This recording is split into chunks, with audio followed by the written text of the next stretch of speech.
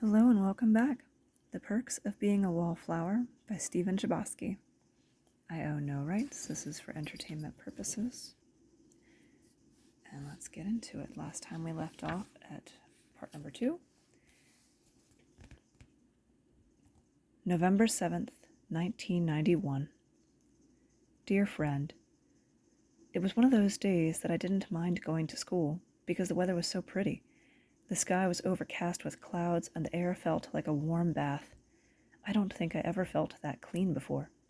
When I got home, I had to mow the lawn for my allowance, and I didn't mind one bit. I just listened to the music and breathed in the day and remembered things. Things like walking around the neighborhood and looking at the houses and the lawns and the colorful trees and having that be enough.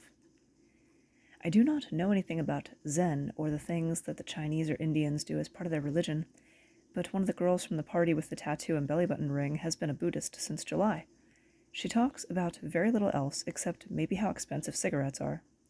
I see her at lunch sometimes, smoking between Patrick and Sam. Her name is Mary Elizabeth. Mary Elizabeth told me that the thing about Zen is that it makes you connected to everything in the world. You are part of the trees and the grass and the dogs, things like that. She even explained how her tattoo symbolizes this, but I can't remember how. So I guess Zen is a day like this, when you are part of the air and remember things. One thing I remember is that the kids used to play a game. What you would do is take a football or something, and one person would have it, and all the other kids would try to tackle that kid, and then whoever got the ball next would run around with it, and then the kids would try to tackle him. This could go on for hours. I never really understood the point of this game, but my brother loved it. He didn't like to run with the ball so much as he liked to tackle people. The kids called the game Smear the Queer. I didn't really think about what that means until now. Patrick told me the story about him and Brad, and now I understand why Patrick didn't get angry at Brad at the homecoming dance for dancing with a girl. When they were both juniors, Patrick and Brad were at a party together with the rest of the popular kids. Patrick actually used to be popular before Sam bought him some good music. Patrick and Brad both got pretty drunk at this party. Actually, Patrick said that Brad was pretending to be a lot drunker than he really was. They were sitting in the basement with some girl named Heather, and when she left to go to the bathroom, Brad and Patrick were left alone. Patrick said it was uncomfortable and exciting for both of them. You're in Mr. Rosinan's class, right? Have you ever gone to a Pink Floyd laser light show? Beer before liquor, never sicker. When they ran out of small talk, they just looked at each other, and they ended up fooling around right there in the basement. Patrick said it was like the weight of the whole world left both their shoulders. But Monday in school, Brad kept saying the same thing. Man, I was so wasted, I don't remember a thing. He said it to everyone who was at the party. He said it a few times to the same people. He even said it to Patrick. Nobody saw Patrick and Brad fool around, but Brad kept saying it anyway. That Friday, there was another party, and this time Patrick and Brad got stoned, although Patrick said that Brad was pretending to be a lot more stoned than he really was. And they ended up fooling around again, and Monday in school, Brad did the same thing. Man, I was so wasted, I don't remember a thing. This went on for 7 months. It got to a point where Brad was getting stoned or drunk before school. It's not like he and Patrick were fooling around in school. They only fooled around at parties on Fridays, but Patrick said that Brad couldn't even look at him in the hall, let alone speak with him. And it was hard, too, because Patrick really liked Brad. When summer came, Brad didn't have to worry about school or anything, so his drinking and smoking got a lot worse. There was a big party at Patrick and Sam's house, with the less than popular crowd. Brad showed up, which caused quite a stir because he was popular, but Patrick kept a secret as to why Brad came to the party. When most people left, Brad and Patrick went into Patrick's room. They had sex for the first time that night. I don't want to go into detail about it because it's pretty private stuff, but I will say that Brad assumed the role of the girl in terms of where you put things. I think that's pretty important to tell you. When they were finished, Brad started to cry really hard. He had been drinking a lot, and getting really, really stoned. No matter what Patrick did, Brad kept crying. Brad wouldn't even let Patrick hold him. which seems rather sad to me because if I have sex with someone, I would want to hold them. Finally, Patrick just pulled up Brad's pants and said to him, "Just pretend you're passed out." Then Patrick got dressed and walked around the house to go into the party from a different direction than his bedroom. He was also crying pretty bad, and he decided if anyone asked him, he would say his eyes were red from smoking pot. Finally, he shook himself out of it and walked into the main party room. He acted really drunk. He went to Sam. "Have you seen Brad?" Sam saw the look in Patrick's eyes. Then she spoke up at the party. "Hey, has anyone seen Brad?" Nobody at the party had, so a few people went to search for him. They finally found him in Patrick's room, asleep. Finally, Patrick called Brad's parents because he was really worried about him. He didn't tell them why, but he said that Brad was really sick at this party and needed to be taken home. Brad's parents did come, and Brad's father, along with some of the other boys, including Patrick, carried Brad to the car. Patrick doesn't know if Brad was really asleep or not at that point, but if he wasn't, it was a good acting job. Brad's parents sent him to rehabilitation because Brad's father didn't want him to miss his chance at a football scholarship. Patrick didn't see Brad for the rest of the summer. Brad's parents never did figure out why their son was getting stoned and drunk all the time. Neither did anybody else, except the people who knew. When the school year started, Brad avoided Patrick a lot. He never went to the same parties as Patrick or anything until a little over a month ago. That was the night he threw rocks at Patrick's window and told Patrick that nobody could know, and Patrick understood. They only see each other now at night on golf courses and at parties like Bob's, where the people are quiet and understand these things. I asked Patrick if he felt sad that he had to keep it a secret, and Patrick said that he wasn't sad, because at least now, Brad doesn't have to get drunk or stoned to make love. Love always, Charlie. November 8th, 1991. Dear friend, Bill gave me my first B in advanced English class for my paper on Peter Pan. To tell you the truth, I don't know what I did differently from the other papers. He told me that my sense of language is improving, along with my sentence structure. I think it's great that I could be improving on these things without noticing. By the way, Bill gives me A's on my report cards and letters to my parents. The grades on these papers are just between us. I have decided that maybe I want to write when I grow up. I just don't know what I would write. I thought about maybe writing for magazines, just so I could see an article that didn't say things like I mentioned it before, as, insert name here, wiped the honey mustard off of her lips, she spoke to me about her third husband and the healing power of crystals. But honestly, I think I would be a very bad reporter, because I can't imagine sitting across the table from a politician or a movie star and asking them questions. I think I would probably just ask for their autograph for my mom or something. I would probably get fired for doing this. So I thought about maybe writing for a newspaper instead, because I could ask regular people questions. But my sister says that newspapers always lie. I do not know if this is true, so I'll just have to see when I get older. I did start working for a fanzine called Punk Rocky. It's this Xerox magazine about punk rock and the Rocky Horror Picture Show. I don't write for it, but I help out.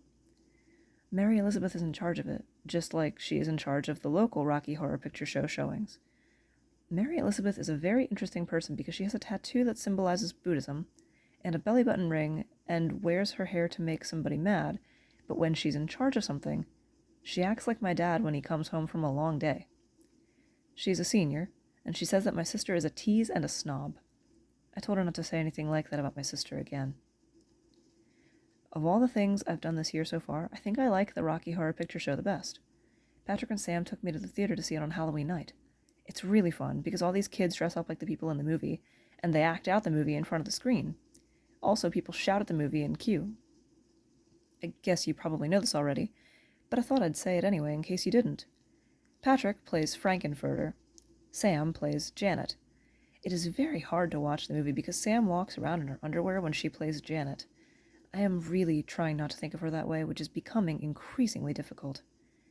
To tell you the truth, I love Sam.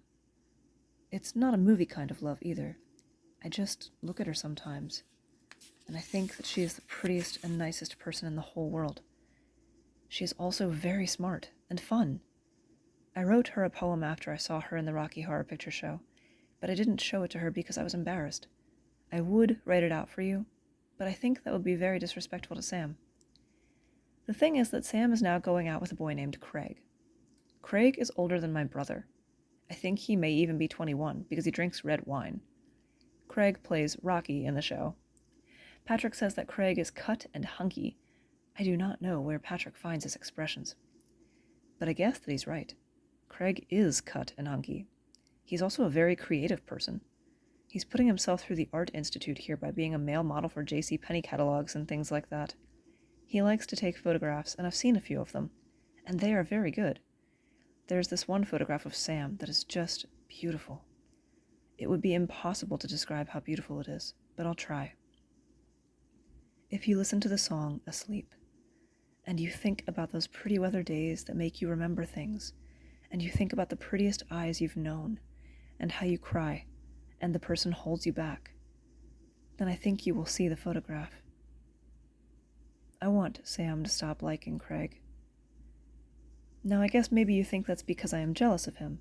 I'm not. Honest. It's just that Craig doesn't really listen to her when she talks. I don't mean that he's a bad guy, because he's not. It's just that he always looks distracted. It's like he would take a photograph of Sam, and the photograph would be beautiful, and he would think that the reason the photograph was beautiful was because of how he took it. If I took it, I would know the only reason it's beautiful is because of Sam. I just think it's bad when a boy looks at a girl and thinks that the way he sees the girl is better than the girl actually is. And I think it's bad when the most honest way a boy can look at a girl is through a camera.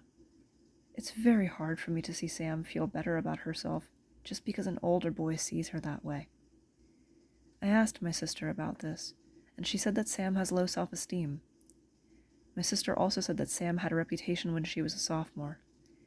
According to my sister, Sam used to be a blow queen. I hope you know what that means because I really can't think about Sam and describe it to you. I am really in love with Sam, and it hurts very much. I did ask my sister about the boy at the dance.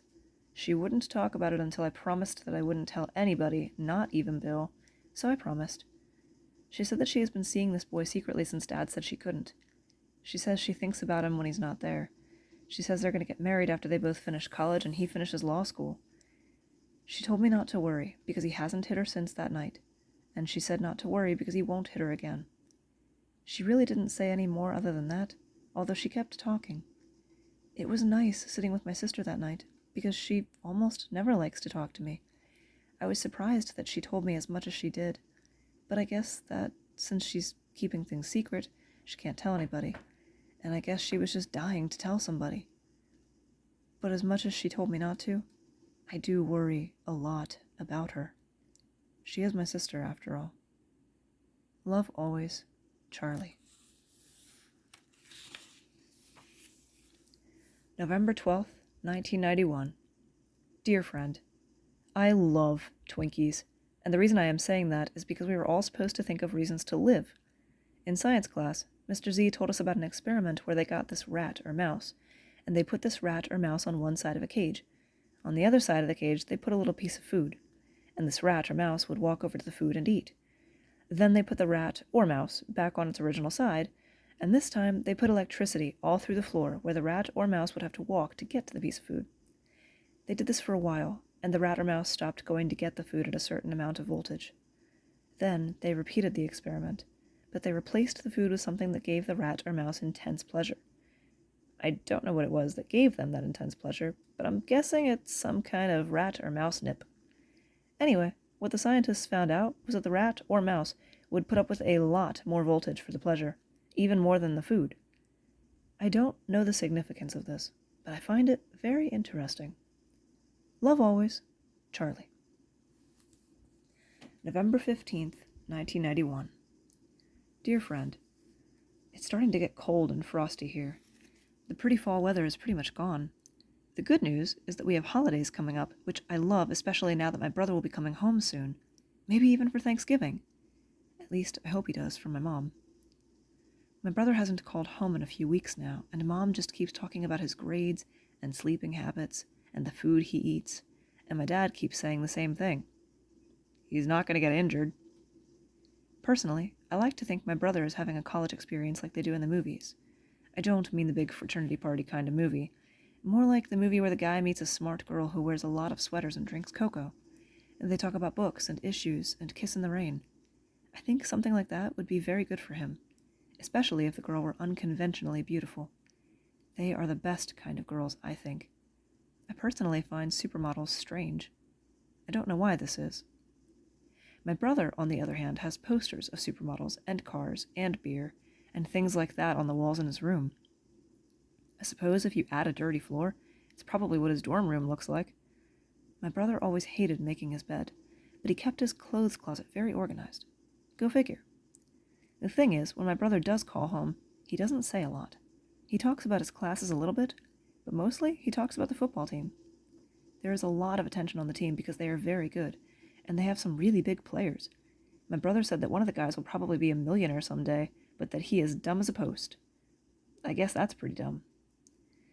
My brother told this one story where the whole town was sitting around the locker room where the whole team was sitting around the locker room talking about all the stuff that they had to do to get into college football. They finally got around to talking about SAT scores, which I've never taken. And this guy said, "I got a 710. And my brother said, "Math or verbal?" And the guy said, "Huh?" And the whole team laughed. I always wanted to be on a sports team like that.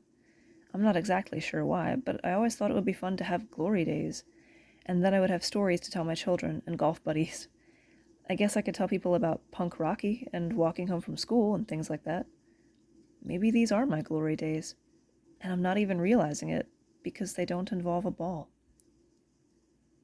I used to play sports when I was little, and I was actually very good, but the problem was that it used to make me too aggressive, so the doctors told my mom I would have to stop.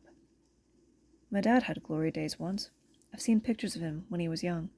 He was a very handsome man. I don't know any other way to put it. He looked like all old pictures look.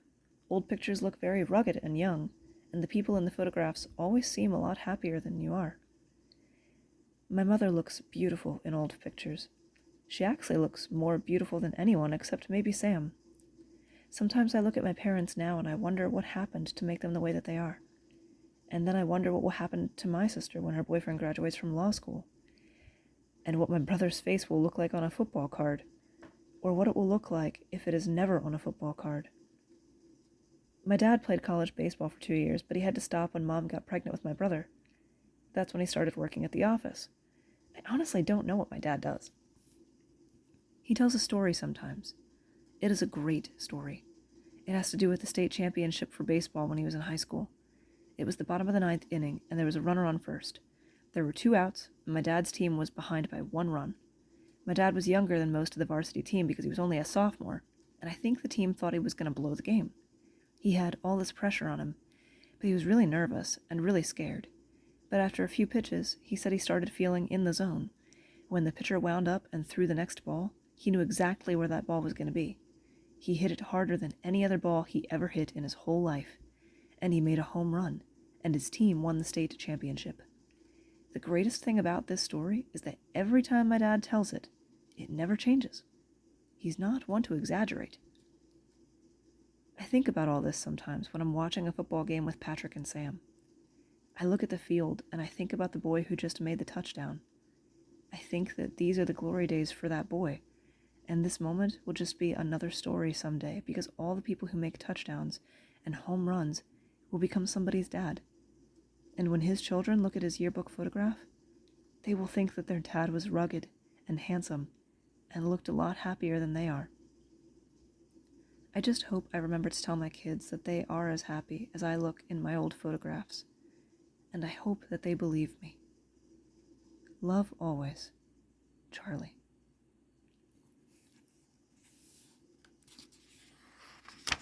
I think I'm going to stop it there, guys. Tune in next time.